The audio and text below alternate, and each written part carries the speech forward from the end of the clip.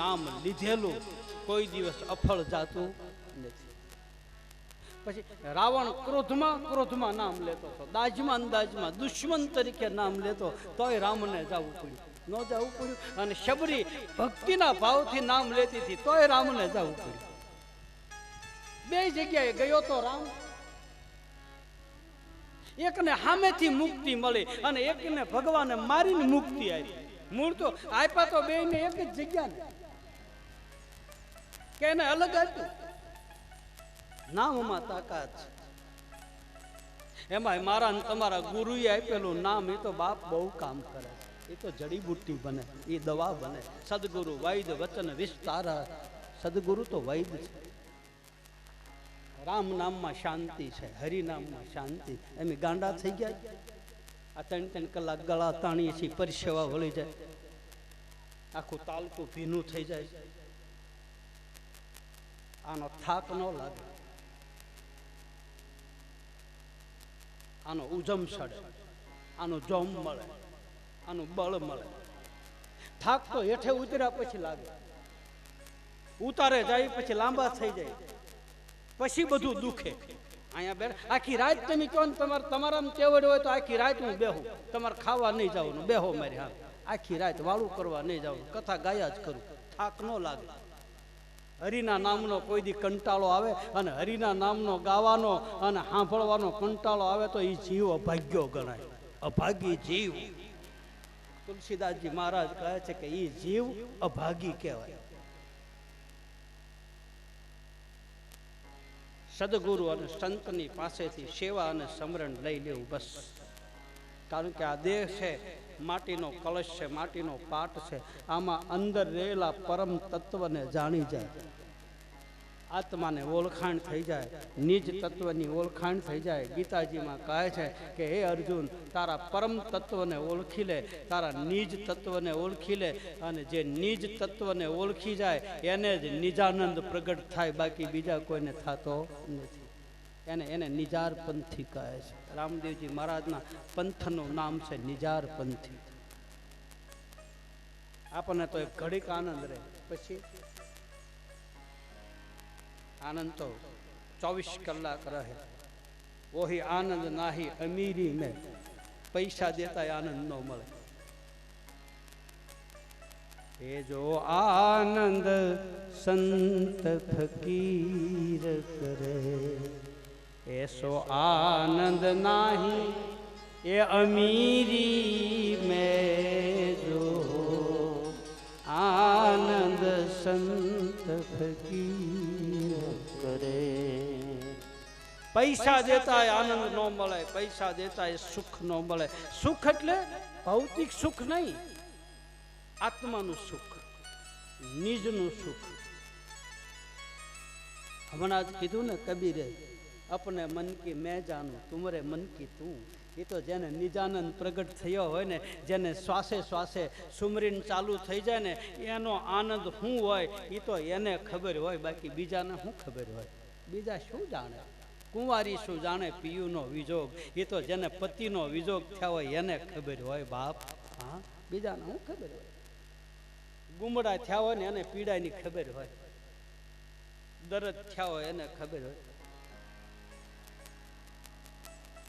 એ આનંદ ને, એ મોજ ને, એ સુખ હરિકથામાં મળે, સત્સંગમાં મળે, સેવામાં મળે, સુમરીનમાં મળે. ચોથો પાયો છે શરણાગતિ. તો ચોથા યુગમાં માટીના સિંહાસન ઉપર બલિરાજાએ ભગવાનને બેહાર્યા છે. કાળ ભૈરવ એના કોટવાળ છે. 12 કરોડ જીવ શરણાગતિથી ભવસાગર તર્યા છે. 5 હાથ અને 12 ગણજો કેટલા થાય? 5 હાથ 9 અને 12. આ ચારેને ભેગા કરો તો કેટલા થાય? હા, ગણો છો. 5 7 9 અને 12 કેટલા? 33 થાય. જ્યાં અલખનો પાઠ હોય અને જ્યાં મારા 12 બીજના ધણીની કથા હોય ને ત્યાં 33 કોટી દેવતાઓ હોય, કારણ કે એના પાટે 33 કોટી દેવતાઓ આવે છે, એટલે 33 જ્યોતનો પાઠ આવે છે. એક પાયા ઉપર 5 કરોડ બેઠા, એક પાયા ઉપર 7 કરોડ બેઠા, એક પાયા ઉપર 9 કરોડ બેઠા અને એક પાયા ઉપર 12 કરોડ બેઠા અને વચ્ચે અલખની જ્યોત છે. અને ઈ જ્યોતના અંજવાળે કોઈ બેહી જાય એના જીવનમાં કાયમ અંજવાળું પડે, એના જીવનમાં કોઈ દી અંધારું થાય નહીં. અને ઈ જ્યોતના દર્શન ગુરુમુખી હોય એને થાય, બાકી બીજાને થતા નથી. અલખના અંજવાળે બેઠેલા હોય, સદગુરુ ચરણના અધિકારી થયા હોય, ગુરુ નામના જેને પરવાના મળ્યા હોય અને પરવાના મળ્યા હોય અને પ્રમાણપત્ર લઈ અને પછી અલખના અંજવાળે જાય, પછી એને જ્યોતના દર્શન થાય છે, એવું કહે છે સંતો.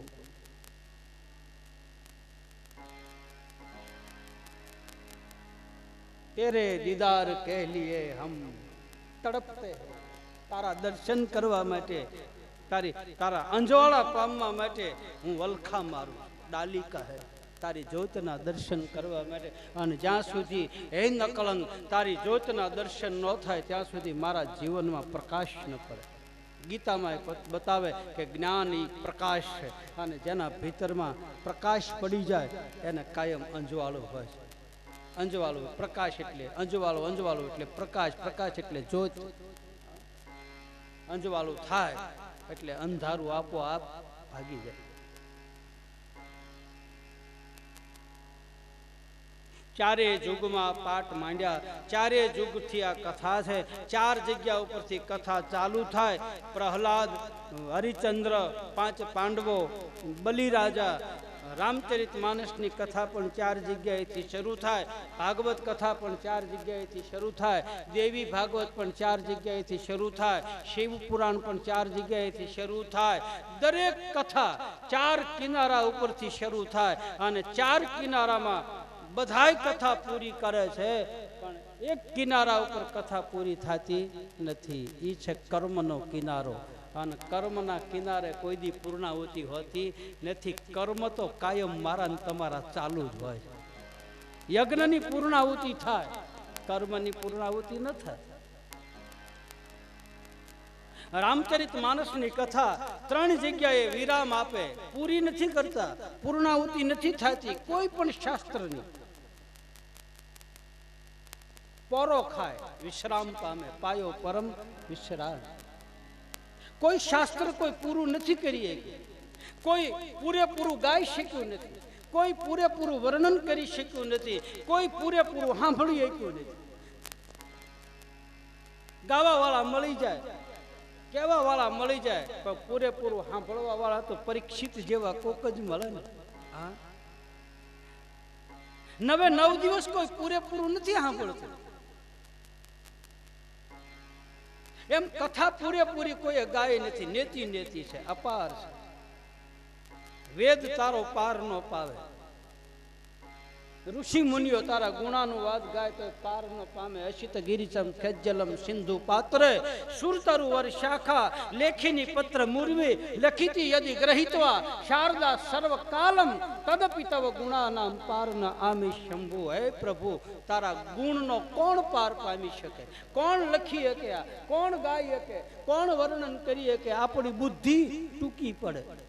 નેતિ નેતિ અપાર, નેતિ એટલે અપાર, નેતિ એટલે કોઈ પાર નથી.